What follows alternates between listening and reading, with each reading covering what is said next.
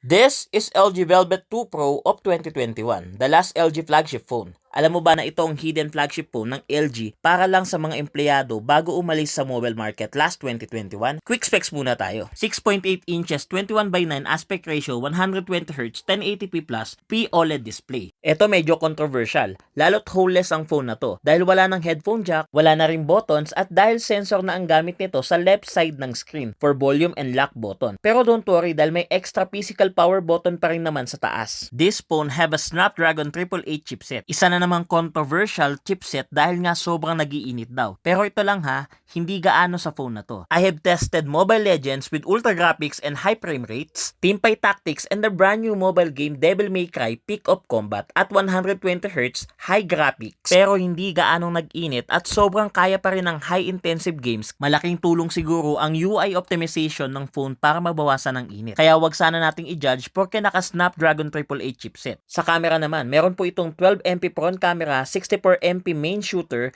12MP ultra wide and 8MP telephoto na maganda pa rin ang kuha. Meron din itong 4500 mAh battery na optimized na rin kaya matagal pa rin malubat. Dalawa lang ang hindi ko nagustuhan dito, yung side part at yung camera bump dahil masyadong matulis at kailangan talaga ng case. For me, this is one of a kind phone. Rare and last kumbaga. Yung exclusivity na iilan lang kayong may-ari ng ganito kagandang phone sa buong mundo is a big plus kaagad. The day-to-day performance is great. The camera has a character and reliable. The build quality is prestige and overall LG UI experience is great. At imagine mo, mabibili mo lang ang rare phone na to for only 15,000 pesos. Diyan lang yan sa UKDB Gadget Pampanga, isang online store sa Shopee at Facebook na nagbebenta ng mga branded and high specs and high quality phones at affordable price. Kaya kung naghahanap ka ng ganito kaganda at ka-unique na smartphone, i-check mo na yung page nila. Follow me for more videos.